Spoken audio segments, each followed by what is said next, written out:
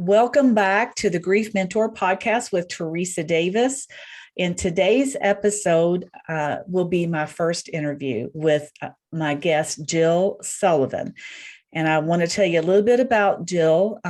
Jill's 17-year-old daughter, Hannah, went to heaven in 2009 after a year-long battle with brain cancer.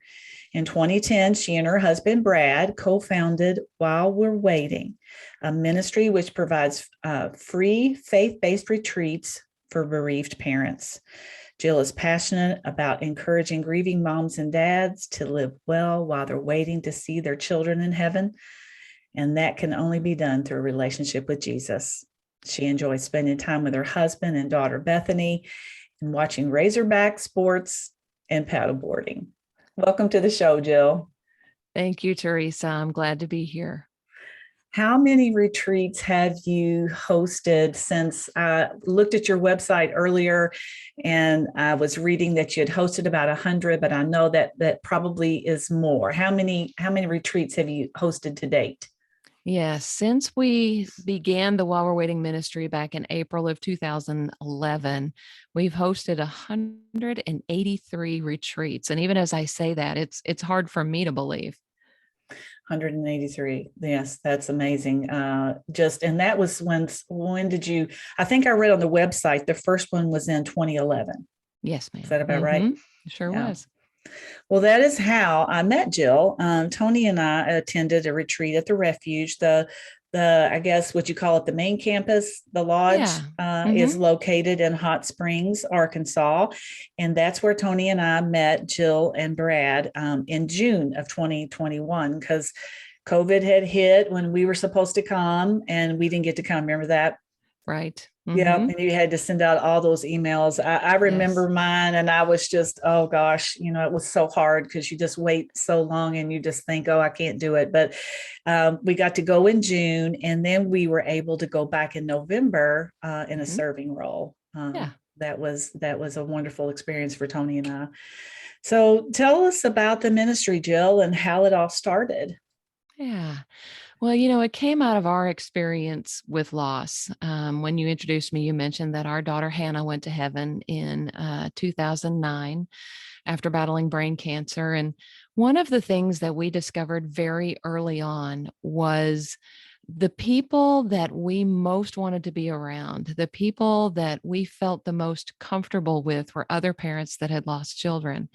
After Hannah went to heaven, it was like everything about you changes at the point that your child goes to heaven. And we no longer could relate to most of the people around us. Our friends, our family, they tried to be there for us and they were wonderful. But we always felt out of place, that we didn't really fit in anymore with our old life. And we actually, Brad and I went and attended a retreat for bereaved parents that was hosted by David and Nancy Guthrie in Nashville, Tennessee, not too long after Hannah went to heaven. And that was such a helpful experience to us to have that time away with other moms and dads who truly understood us. We felt more at home among those people than we did anywhere else. And even while we were still at that retreat, we felt God calling us to bring that concept of a retreat ministry back home to Arkansas. And that's kind of where it all began. We did host our first retreat in April of 2011. God put us together with another couple who lost their son about a year after Hannah went to heaven. Larry and Janice Brown, their son was a Navy SEAL, and he was killed in action in Afghanistan in March of 2010. And we went to the same church with them, but didn't really know them until we both had kids in heaven. And then God just drew us together, and we invited them to go to lunch with us one Sunday after church. Again, this was really our first time to ever sit down and meet these folks. And we had a 3-hour lunch because, when you've lost a child, it doesn't matter that our daughter was 17 and died of cancer and their son was 36 and died in a war. The stories were so very different. But the bond that forms between bereaved parents happened over that lunch. And as we talked, we told them about this retreat that we had attended and how helpful it was for us and how we really felt like God may be calling us to do something like that here in Arkansas. And these folks who were meeting us for the very first time looked at us and said, well, let's do it. And Wow. it happened that quickly. Before we left the restaurant that day, we already had a plan for a date and a location in mind. And our first, meeting, we thought we would do our first retreat in the springtime of that year. And God has just taken it from that point, and it's just been. We always say we're the ones who get the biggest blessing from the While We're Waiting ministry, and that has been true since that very first get together we had with Larry and Janice Brown. Well, I've met Larry and Janice, and so I can only say it was meant to be, because the style that you guys have, you complement each other in such a way that it's just like it's like pieces of a puzzle that fit together. So I have no doubt that God orchestrated that whole get together. It was curious because I remember you sharing a little bit about this story with us, and I remember where it started out to where it is now. Can you tell the listeners a little bit about the refuge, because it's an amazing place? Yeah, sure.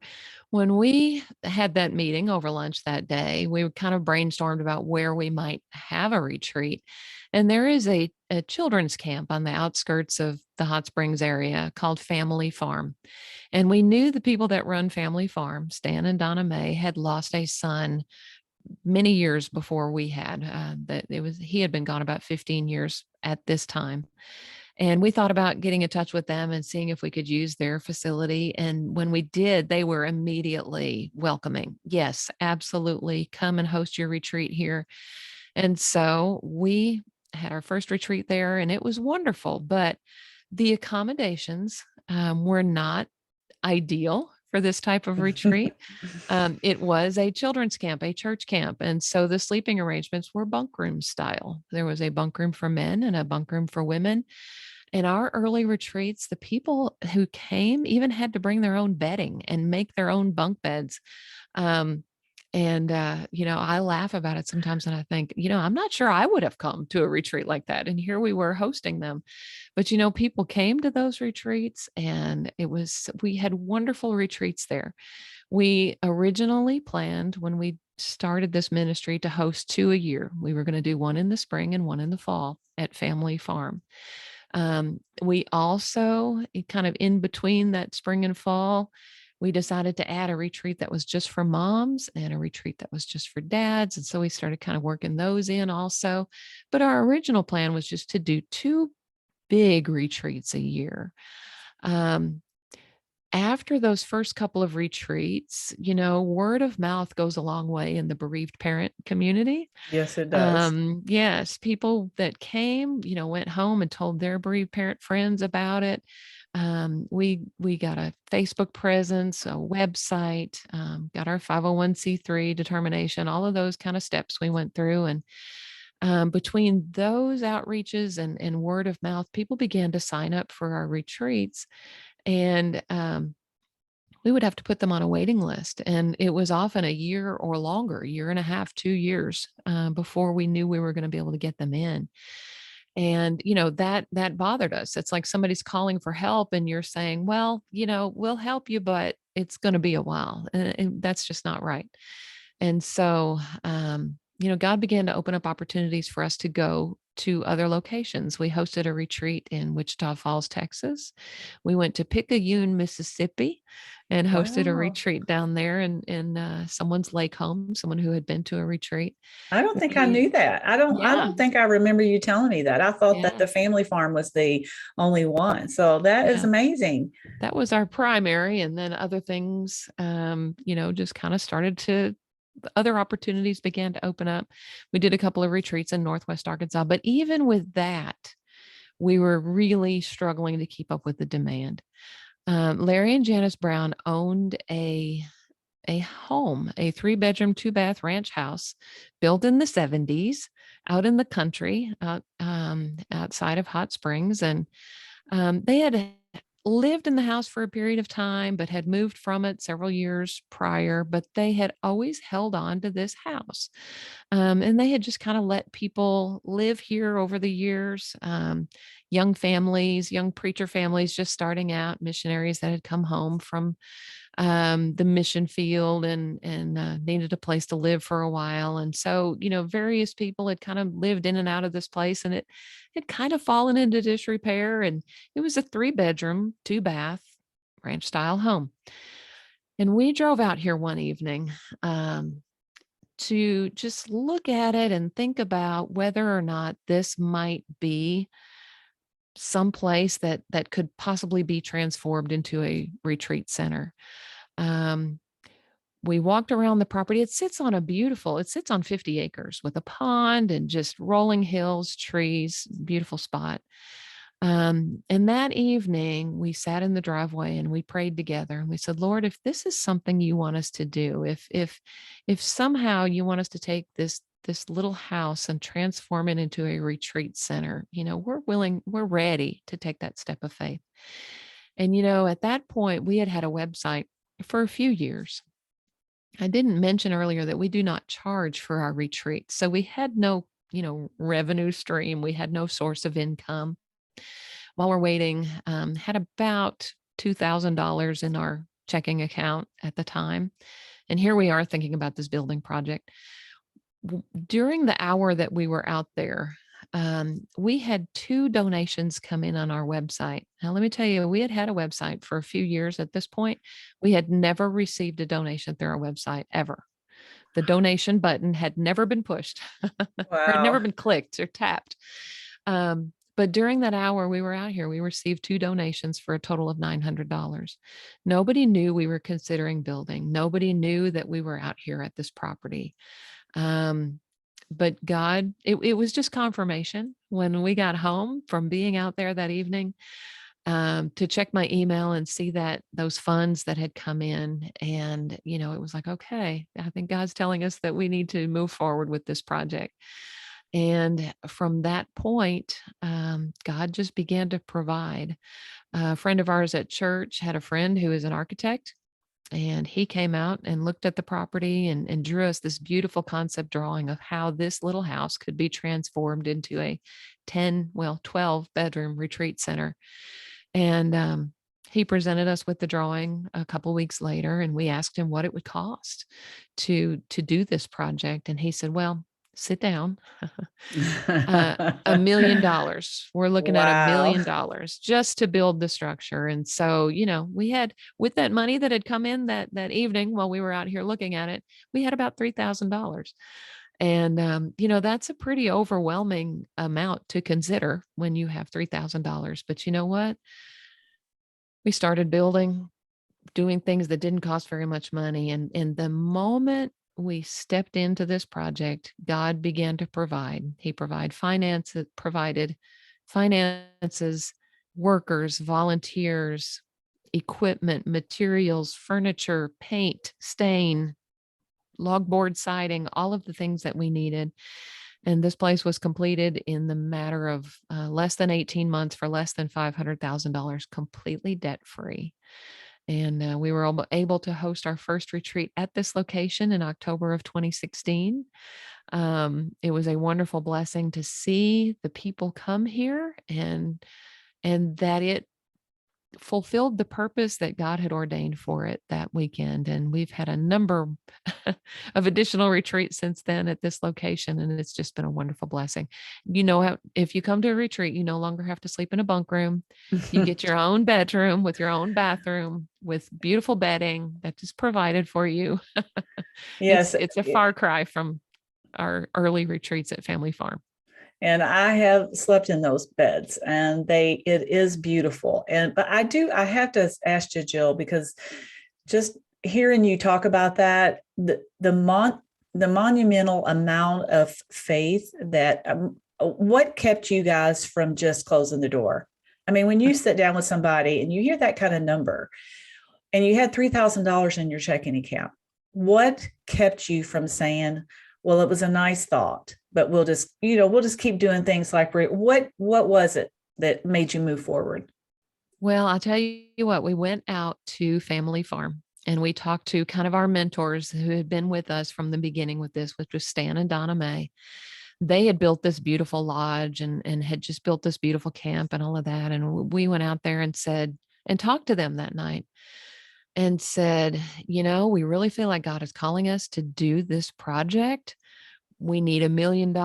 We have $3,000. And we are literally the four worst fundraisers in the history of fundraising. And so I remember telling Mama May that night, everybody calls them Daddy and Mama May. So I call them Mama May. I said, Mama May, we don't know how to do this. We're going to have to start raising money. It might be years before we can start this project. And I remember she reached out and put her hand on my arm and she said, no, she said, you don't wait. If God's calling you to do this, you start and God will provide. Wow. And as soon as she said that, the four of us just kind of looked at each other and we said, you know what? She's right. Why are we worried about raising money? God is going to take care of this. If he's in this, he's going to take care of it. And from that point on, I won't say that there weren't times that we looked at each other and said, are we crazy? We're building this huge building and we have no idea where the money's coming from. I kept a legal pad, a little yellow legal pad. And, I would refresh the page every now and then, but I would put the total amount of money that we had at the top of the page. And then I would subtract out everything, all of the bills we knew were about to come in. And I would show it to Larry and I would say, okay, we can do all of these things. And then we're down to zero. And so then we'll just have to stop. But, we never had to stop. We never had to slow down. God provided every step of the way. And I think it was just those constant confirmations that we got from him that he was providing, that he was sending us people and just the right people at just the right times that it we almost didn't have time to doubt him because he just provided everything right when we needed it, if that makes sense. Just a miracle. I was thinking about the story in the Bible about, the widow and the oil. And when, Elijah said, use it. And she said, then we'll die. Yeah. Because there was no more. Right. So that's an incredible story. I didn't want to just move over that because the hand of God has just been all over this. And I want you to talk a little bit about, because, of course, I didn't know what to expect when we walked in, but the attention to detail inside the refuge is really, I don't know what word to use. It's comforting. That word. It's comforting. When you walk in, you feel at home. You feel like I belong here. And I know that's the presence of the Holy Spirit, but there's so much attention to detail. Can you tell us a little bit about, because all of the rooms are named. Can you tell us a little bit about that? Yeah. One of the ways that someone recommended to us to fund this project was to allow people the opportunity to sponsor areas and items out here at the refuge in memory of their child. You know how it is. We love to see our child's name in print. And so we did that. That was one of the ways that God provided funds for this place, was connecting us with people who wanted to sponsor rooms and swings and benches and fire pits and things like that in memory of their children. And so everything kind of has that little personal touch of a child's name on it. And then, the decorating, when we were originally building this project, we were kind of thinking more lodge, rustic, dark, heavy wood kind of things. But as we built it, it became more farmhouse. And I'm so glad we built it that way, because everything is light and bright. When you come in here as a grieving parent, you don't want to walk into someplace that's dark and heavy. You want to walk into someplace that's light and bright. And so God kind of directed us in that way. I always kind of joke that I am the left-brained half of this organization. I handle the organization and the emails and all of that kind of thing. And Janice is the right-brained side of this organization. And she is very gifted with decorating and knowing what looks good together and pretty, and she knows just the right touches to put everywhere to make it feel very homey and comfortable. And it's just neat how God brought the four of us together with our unique sets of strengths and weaknesses that we are able to complement each other, and that's His doing. Well, it is. It exudes comfort, and even the outside surroundings. And I want to talk about that a little later. But tell us, so what can you tell a grieving parent what to expect? What does a typical weekend look like? How does it flow? Yeah. When we have our people arrive, we tell them that they can arrive kind of in a window of time, anytime between 4 o'clock and 5:30. So that way, if you're coming from far away and it's hard to arrive at a certain specific time, you can arrive, you kind of settle into your room. We always have warm chocolate chip cookies set out, so people kind of feel welcome as they arrive. And um, then we begin, it officially kind of kicks off with dinner at 5:30. And we always have dinner on Friday night, some kind of comfort food. Here in Arkansas, we love chicken spaghetti. A lot of people that come from different parts of the country have never heard of chicken spaghetti. That doesn't really sound very appealing, but I promise it is. It's not red sauce spaghetti. It's a white creamy sauce. It's delicious. Chicken spaghetti, garlic bread, warm green beans, that kind of meal, salad, to just kind of make everybody feel comfortable and welcome. We tell them too at first, as they all arrive, we kind of gather in a circle and just tell the group who we are, where we're from, what we do there, our jobs, that kind of thing. And we tell them we're not going to talk about our kids right away. We all want to know that. We all want to know why we're here. We want to know a little bit about each other's kids. But we spend dinner time on Friday night just getting to know each other, just becoming acquainted over a meal. And then from there, we move into it's kind of our living room area. The meeting area is set up like a living room. Remember, I said this retreat center came or was built around an old house built in the 70s. So our living room area is a sunken living room, like was so common in the 70s. So that's where we gather. We call it our life song room because that's where we share our children's life songs. And we spend a good bit of our time during the course of a weekend sharing our children's stories with one another.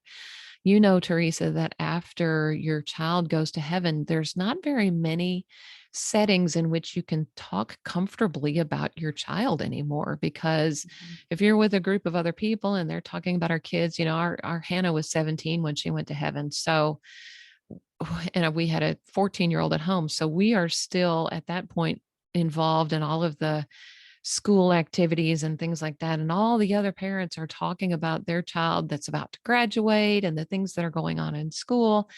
And I would never feel like I could talk about Hannah, even though I wanted to, because it just made people so uncomfortable. And so we learn as bereaved parents to kind of filter what we say. We know we can't talk about our kids without shutting down the conversation that's going on or making people uncomfortable. But here at our While We're Waiting retreats, we want to hear about your child. We love hearing about each other's children. I am drawn to other bereaved parents because I want to know their kids. And so we actually use a sand timer, and every parent, every single or couple, because our retreats are open to both singles and couples, are given 20 minutes to share about their child. And a lot of times parents will tell us, well, I'm really not that comfortable talking about how my child died. And we assure them, the important thing about our children is that they lived, not that they died. So help us get to know who they were, talk about their personalities, the things they enjoyed, their favorite foods, that kind of thing. Or tell us about your pregnancy. We very often have parents come who lost a child in the womb. And so we want to know, tell us about your pregnancy. Tell us about, how you found out you were pregnant and all of those kinds of things. And um, so we have the opportunity to talk about our kids in a setting that's very welcoming and safe and warm. Then we have another segment of our time is topic time. And that's kind of one of our favorite things. We reserve topic time for after we've all had the opportunity to share about our kids. And we bring out an actual board with Velcro on it that has topics attached to the Velcro. Topics like our child's birthday, going back to church, the quote unquote new normal, physical things that happen with grief, holidays, extended family. One of our most popular topics is things people say, because we all have stories about that. Yeah. And then we sit around and we talk about those topics. We allow our attendees to choose the topics they want to talk about. And that is a wonderful time. And it's an opportunity to share the things that we struggle with, the things that we get joy from, because we do have joy still as bereaved parents, as hard as that is to imagine. We know that joy and sorrow can coexist. We talk about, just the struggles. I know, just as an example, for me, going back to church after Hannah went to heaven was a real struggle. And so we're able to talk about those things. Another popular topic is the grave. Very often, we have people that get a lot of comfort from going to the grave, and then we have people that don't get any comfort from going to the grave at all. We learn about extended family and the things people say, and how we have to give grace to one another, and sometimes that involves giving grace and space, and just those kinds of things, the kinds of things you could talk about as bereaved parents, and that you can say to other bereaved parents that you can't say to anyone else, that you can't say to even your best friend or your mom, because they don't understand like another bereaved parent does. So that's basically how we spend our day on Saturday. We always do have some free time in the middle of the day where we're able to get out on the property. We have walking trails on the property. We have a fishing pond that's stocked with fish. We have just some swings that you can sit and just swing the afternoon away. Just you can take a nap. A lot of times, the grief is so heavy, you're just kind of tired in the afternoon. You could take a nap. And then on Sunday morning, we get up. We have a fairly light breakfast on Sunday morning, because we feed you a really big breakfast on Saturday morning. And then we have a time of praise and worship. And then a closing time where it's just a really special closing time together. And, one thing that's just interesting to see and kind of gratifying in a way is when people arrive on Friday, they're very nervous. Many of them are emotional as they walk in the door. Nobody wants to come to a bereaved parent retreat. Nobody wants to qualify for that type of retreat. And it's hard. It's hard to walk in. We sometimes have parents tell us that they drive past the driveway 2 or 3 times and just kind of Wow. having to try to build up that courage to actually pull down the driveway and come in. So that's how a lot of people come in Friday. Now, there are some exceptions. There are some people that just can't wait to get there on Friday, and they're excited, and they know it's going to be a good weekend, because they know how helpful it is to be with other bereaved parents. But that is the exception. But I can tell you, on Sunday, after we have our closing time and we kind of say our goodbyes and all of that, people don't want to leave, because it's been such a safe, warm place for the weekend. And it's hard to step back out into the real world where, you're back with people that don't understand, and you're back going to work or school or wherever it is that you're going. And it's difficult to make that transition back to real life. But hopefully they've left with some tools, and a whole group of new friends that they can send a text to and say, "Oh my goodness, today it's my child's birthday, and I'm really struggling. Would you pray for me today?" Um, they've gotten connected with some people that really understand, and that they can stay in touch with afterwards. And um, yeah, they don't want to leave on Sunday, and we enjoy that. And a lot of times you can see their entire countenance has changed from the time they walk in Friday until they leave Sunday. And we can't fix them, and we don't even try. but the encouragement and the hope that they have received just from being with these other parents and being affirmed in their faith in God is enough to give them the strength to move forward um, after they leave. Well, I'll tell you, I'm feeling pretty emotional right now, Jill, because just listening to you walk through that, I relived my whole weekend. Uh-huh. Everything you said was so spot on. You did an excellent job of describing how the weekend goes. Tell us, what are the responsibilities of the attendees and who can attend? Yeah. Anyone can attend who has lost a child. Any parent, step parent, foster parent. We've had a couple of foster parents who have attended. Um, a grandparent can attend if they raise the child. There are some grandparents who serve the role of parents, and that child grew up in their home. And so, um, but we limit our retreats to those who served the parent role in the child's life. We actually love for step parents to come, like I mentioned, because sometimes they came into their spouse's life during, maybe helped raise that child. Sometimes they come into their spouse's life after the child has gone to heaven, and maybe they didn't even know that child. And it helps them see that their spouse is not crazy, that the grief that they're experiencing is not abnormal, that all bereaved parents experience a high level of intense grief. And I think sometimes step parents really see that for the first time. So we love for step parents to come. And like I said, we are open to both couples and singles. We very often have several singles come to each retreat. I can't promise that, but we occasionally have a retreat where there's just one single.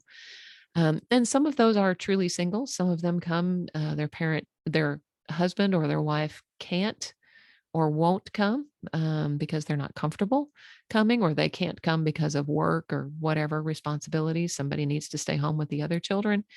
And so both couples and singles are welcome to attend. Um, as far as responsibilities, there's really not any other than bringing a picture of their child. We have an area here at the refuge that is a built in our life song room, and we set up pictures of the child. And as each couple or single is sharing their story, we pass that picture around. And as they finish their story, we love to pray over them. And so, each parent is prayed over after they finish sharing their story. So I do send emails in the weeks and months, sometimes leading up to a retreat, kind of giving them some guidance about how they're going to go about sharing their story. We do allow 20 minutes for each couple or single to share their story. We limit the amount of time so that we have plenty of time to get on to the other things that we have planned for the weekend. And we as listeners only have about a 20-minute attention span, and we want to honor each other's children by listening well. And so that is one thing that they sometimes want to think about a little bit before they come, is how they can kind of concisely share their story within 20 minutes. And then I always encourage them too. If you're not comfortable talking for 20 minutes, you don't have to talk for 20 minutes. If you want to talk for 2 minutes, that's fine. Or not say anything at all, that's fine too. But 20 minutes is kind of the maximum length. So as far as responsibilities, they do have to get on our website and register. That is the first step to attending a while we're waiting weekend is registering.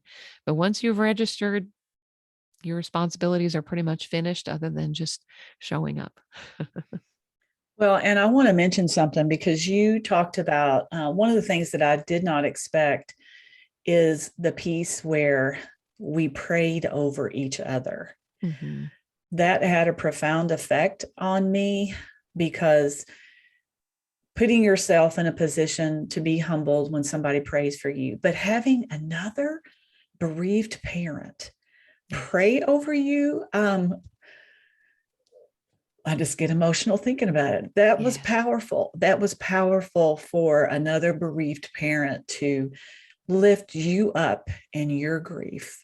Yes. It something happens there in that little sunken living room that Mm, really cannot be explained in an interview like this, because uh, the way you described people coming in, one of the things that I remembered when we came in a serving role, there was a young man, and they were a young couple, and they came in, and this time I was a little more observant because I wasn't there. I was there in a serving role, but I right. could see he especially was so shut down.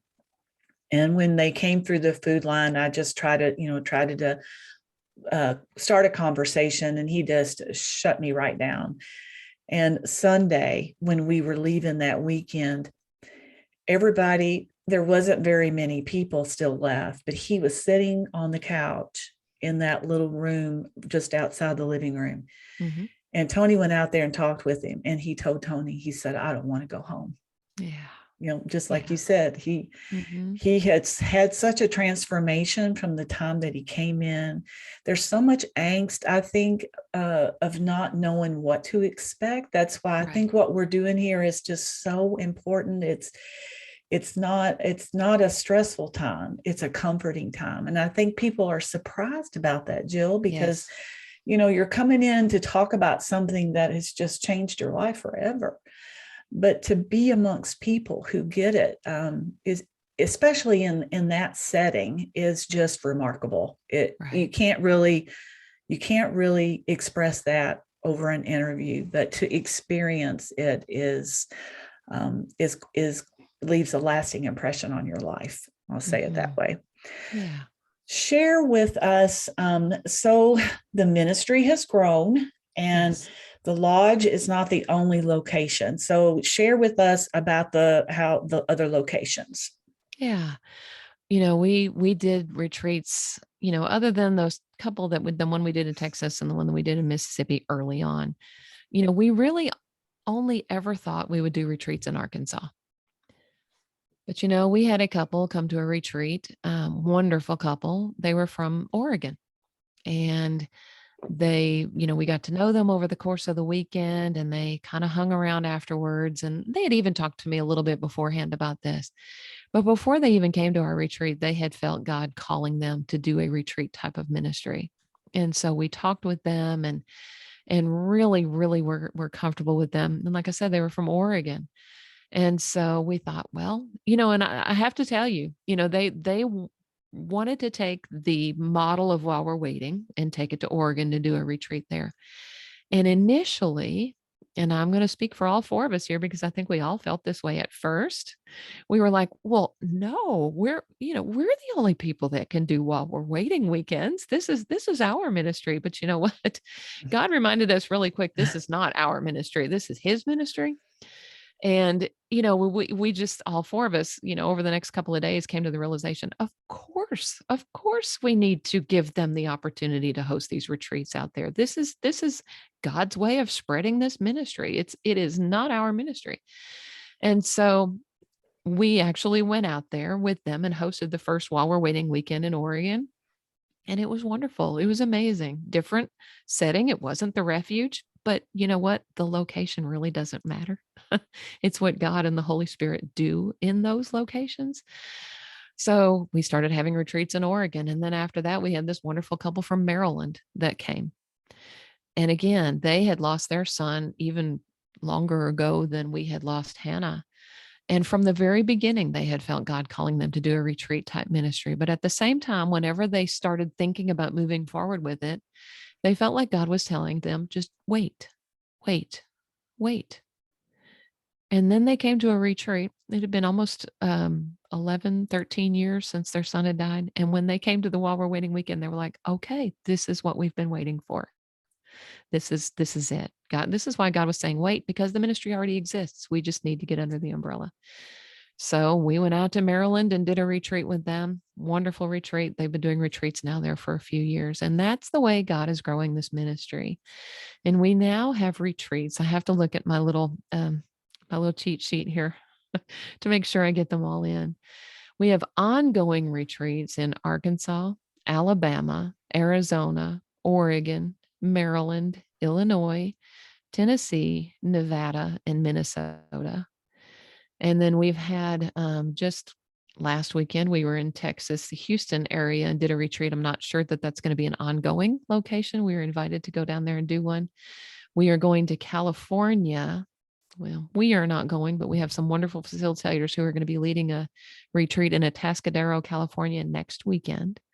Not sure whether that's going to be an ongoing location or not, but that's where we've got one. And then we've got a retreat in Georgia coming up at the beginning of April. So in all, we are in 12 states, 9 of them ongoing locations. When you get on the website and you look at all of our different locations, for many of them, you see waiting lists, particularly here in Arkansas, because this is where we do the majority of them. And I always encourage people, if you get on there and you think, oh my goodness, I can't get in until November in Arkansas, I'm not even going to bother signing up. Sign up. You can pick multiple waiting lists on our registration form, and we can almost always get people in earlier than they think, even at these other locations, even most of our other locations. If you look, you're going to see some waiting lists. But like I said, we can almost always get people in earlier than they think. Very often we get cancellations, and that's kind of the nature of grieving people. You and I both know, Teresa, that especially early on in my grief, I would commit to doing something and then it would get down to it and I'd be like, can't do that. I'm just not ready for that. And that happens with folks that sign up for our retreats, and we completely understand that.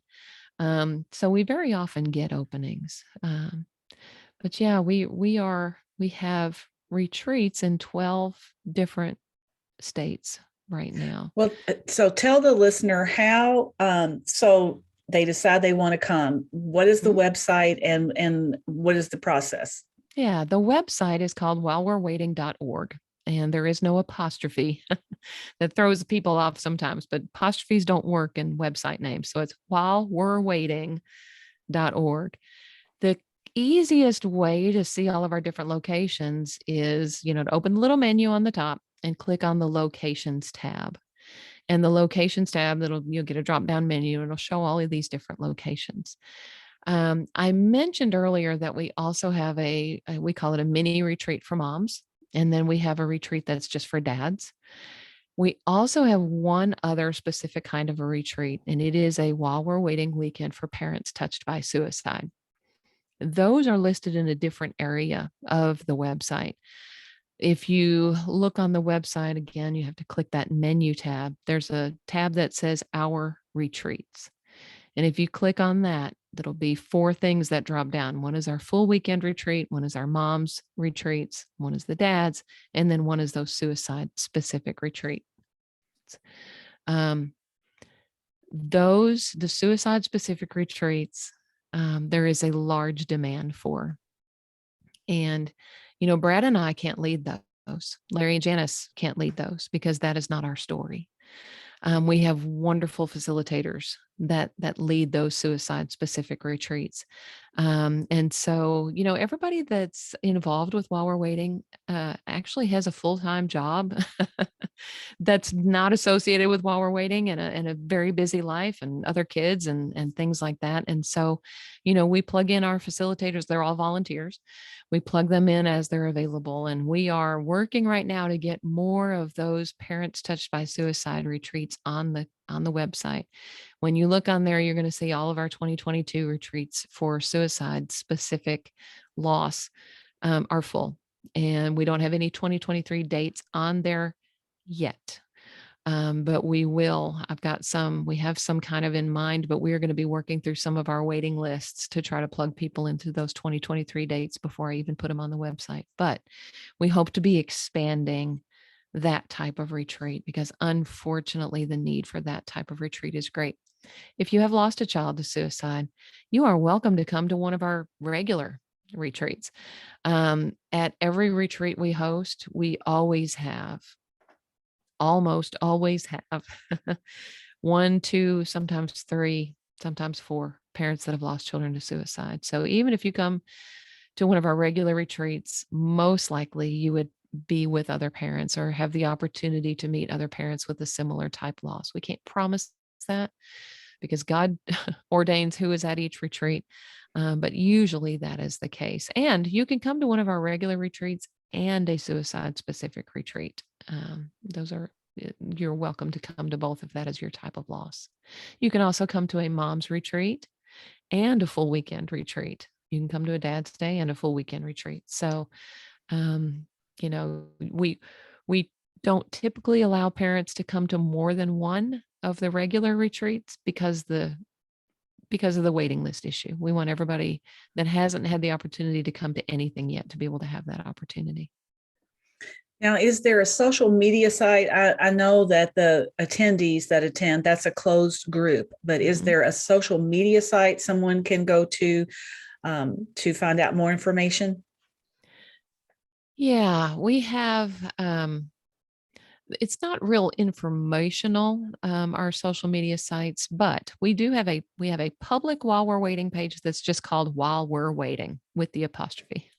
You can do that in social media. So a public while we're waiting page that anyone can follow, whether you've lost a child or not. We do have a large closed group, private group called While We're Waiting Support for Bereaved Parents. It's a lot to type in your search bar, but put that in there. And it is, like I said, a private group. So you have to request to join. And there are a few screening questions. You have to agree to follow the group rules, and then we'll get you approved and get you a part of that group.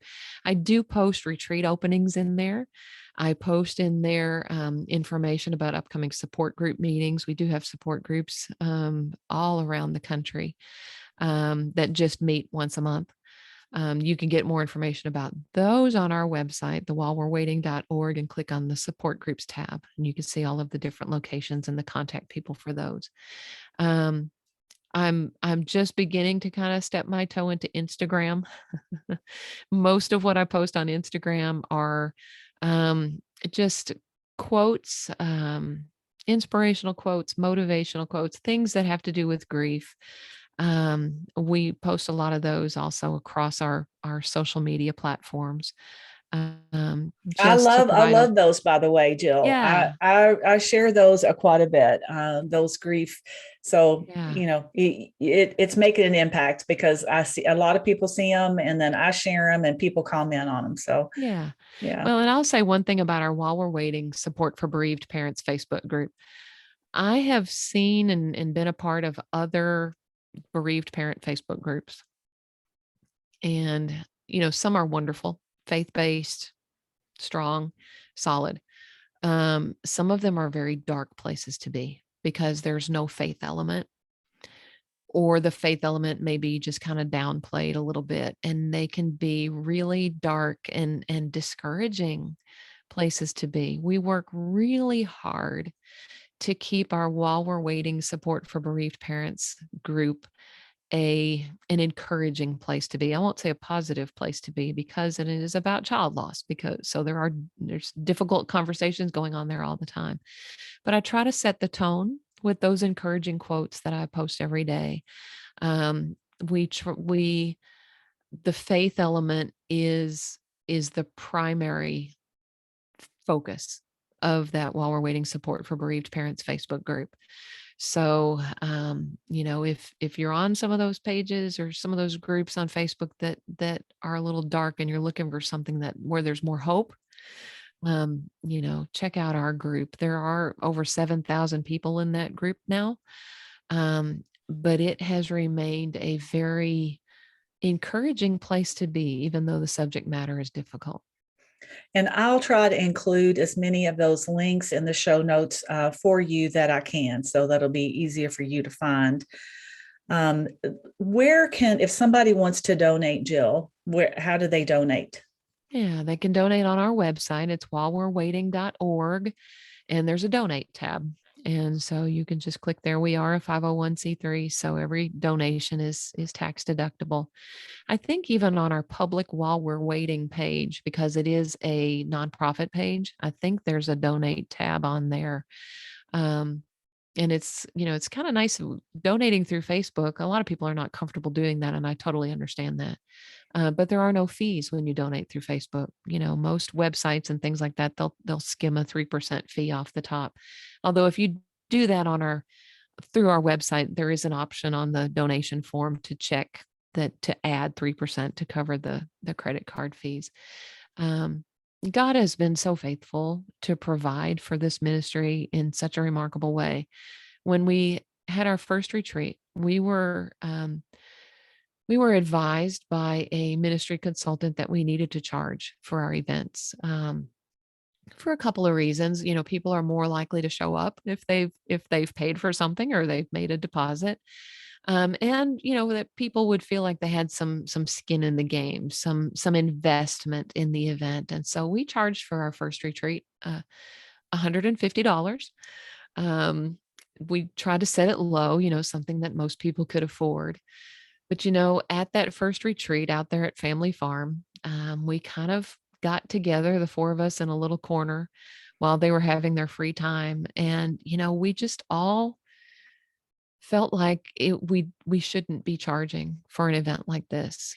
People that have lost children often have funeral expenses. Sometimes their child has been ill for a long time and they've been missed work, and they've had medical expenses and things like that. And so before we ended that first retreat, the very first one we had at Family Farm, we gave the attendees their money back. I told you we were really bad fundraisers. We gave people their money back, because we just didn't feel right charging, and we've never charged for an event since then. We put out a donation basket at our retreats, but we even downplay that because, there's no expectation or obligation to give when you come to a retreat. And God has taken that fundraising weakness that we have and showed us that it doesn't matter. It doesn't depend on our strength. It doesn't depend on what we do or don't do. He's got it. This is his ministry, and he has provided for it very faithfully. So donations are appreciated, but definitely not expected. But the thought that I had just sitting here right now, Jill, all of us can give out of an obligation.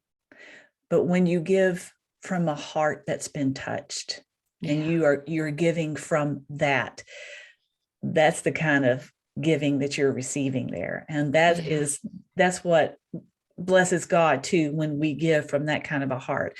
And usually we're much more generous when we give from that kind of a heart. So I want to mention the grounds, because you do have a little bit of free time, just as Jill mentioned, just to kind of relax and nap if you want, but the grounds, I just don't want to. You did mention the grounds a little bit, but that cross, did you mention the cross? I don't remember.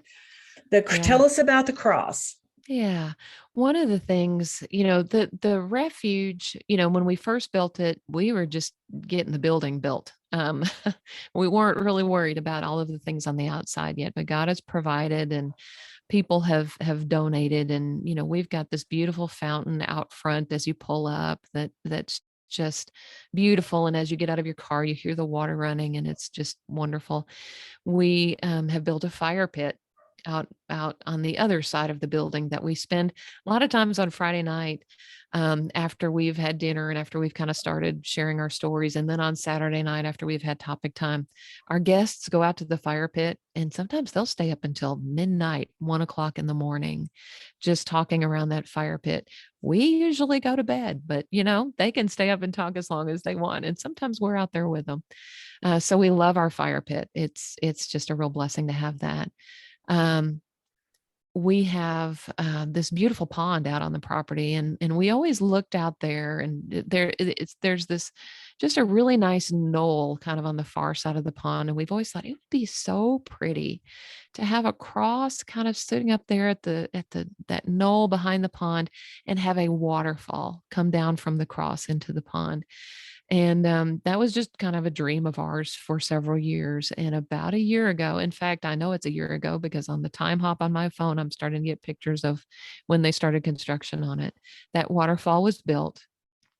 And there's a cross, a beautiful cross at the very top of the waterfall. And when you are in the dining room at the refuge and you look out our big windows that overlook the fire pit and then the pond and then the cross with the waterfall, that's what you see when you look out those windows. The cross is lit. And so at night, you see it lit up. And when that waterfall is running, you've got the sound of the water, you've got the fire pit with the flames, and then you've got that beautiful cross in the background. And it's such a focal point, and it reminds us that because of Jesus, we have the hope of heaven. Because of Jesus, we will see our children again.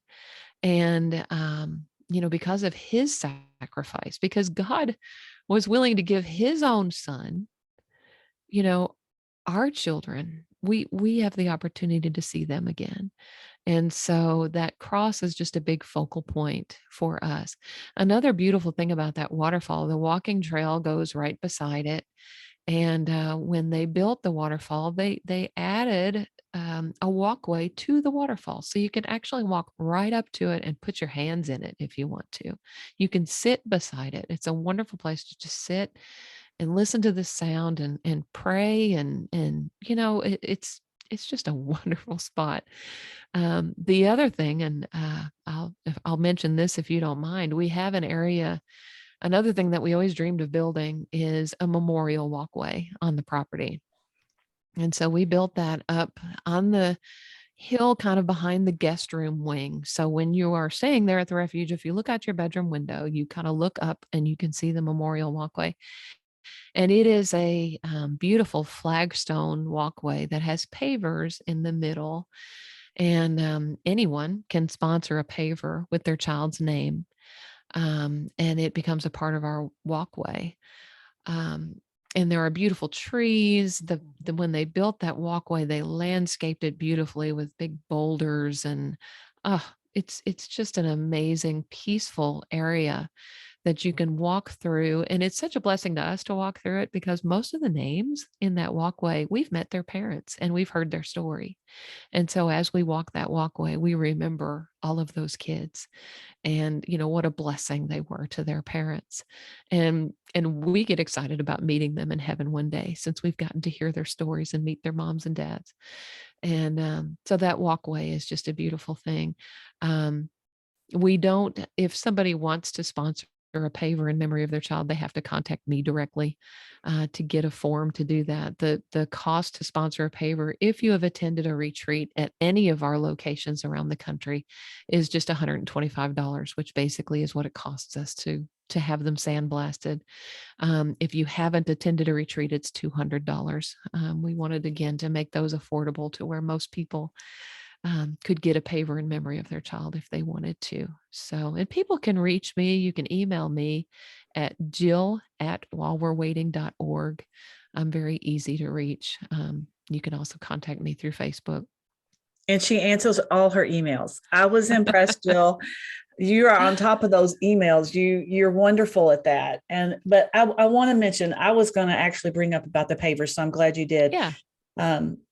Two of the things that impacted me when we were there, and when we came in June as attendees, that cross, I remember Tony and I was just feeling, just a little bit overwhelmed. Just there's a lot of time to process things. And I know we walked down, there's a dock down there. Yes. And yes. you can feed the fish. And that's right. There's a little bench down there. And I remember when you were describing it, you did so well describing the sound of the waterfall and the light on the cross. And I remember that moment because we just kind of sat there and we just kind of held hands and just took it all in. I mean, it was it was a memorable experience. And then Tony and I and another couple walked through the pavers one day, and it was because we had sat in the living room and listened to so many stories.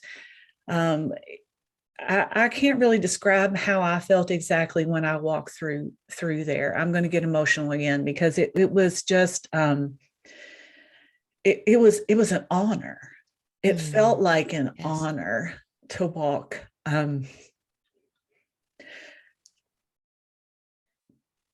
to walk that pathway. Yes, I feel that way every time I walk that pathway. It is an honor. It is.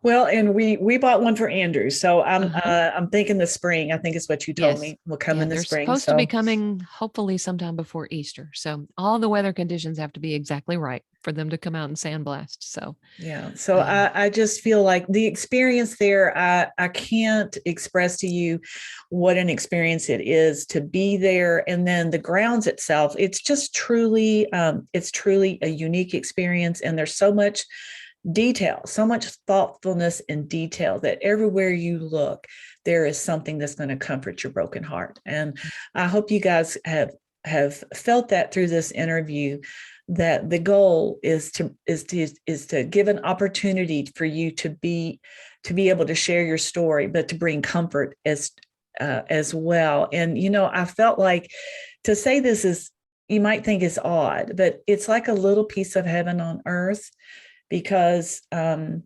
the circumstances, you wouldn't think it would feel that way. But when you get to come to a weekend like that, and it's an uninterrupted weekend, all of your physical needs are met. Literally, all you have to do is feed yourself. Uh, and we didn't even talk about some of the special things that happens with food. So, all you have to do is feed yourself. So when you show up there, sometimes, grieving is so hard. It's so exhausting. And then when you have to get back to life and you have to go back to work, and maybe you've got kids at home, like you and Brad, you had a child at home there, the demands of life kick back in, and it's very difficult to take that time to be able to, you almost feel like it's selfish to take that amount of time to spend on yourself. And when you're there, you just have a whole weekend to spend with your child. yeah. No, they're not there physically, but you get to share the memories of your child with a whole room full of people that get it. Yeah. So if you're hesitant at all, I would just encourage you to reach out to Jill, because as you've heard her describe it all right here in the interview, it's something that you would benefit from. I'm sure of it. So don't hesitate to reach out. Is there anything else, Jill, that we haven't covered that you can Well, no, think I of? was just going to mention we've talked a lot about the refuge and what the retreats are like here. All of our other locations, the format is exactly the same. It's just a different location. And whether, our retreats in Nevada are at Lake Tahoe, there's a beautiful retreat facility that we use there. It is right on Lake Tahoe and it is absolutely stunning. Mm. The retreats that we do in Alabama, for example, are in someone's home. And the lodging we provide, we pay for hotel rooms for people to stay there. So whether you're at a beautiful, fancy place on Lake Tahoe, or you're at the refuge, which is a little bit more humble, or if you're at somebody's home, it really doesn't matter, because the Lord is there. The Holy Spirit is there. The love of other bereaved parents, one for another, is there. And it's the blessing is just as big, whether you're here in Arkansas or whether you're at any of our other locations. So I just want to encourage people, the refuge is a wonderful place. We love it. It is our favorite place to do retreats, but all of our different locations are wonderful and all of our facilitators are amazing. So any of the locations that are closest to your listeners, would be great for them to come to. Well, and that is a real advantage, because having multiple locations for folks for travel and for many other reasons is just a blessing in itself. So go to the website, sign up, find a location. I will put as many links as I can in the show notes, and reach out to Jill. She gave her email address, and be sure and reach out to Jill. And Jill, I can't thank you enough for coming and spending this time with me tonight. I can't wait to get some feedback. And I really pray that people realize that this is something that they could really grow from. And it could be a little intimidating. We understand, Yes. but it would definitely be worth your while. Thank you. Thank you so much for sharing tonight with us. Well, thank you so much for having me on. Okay.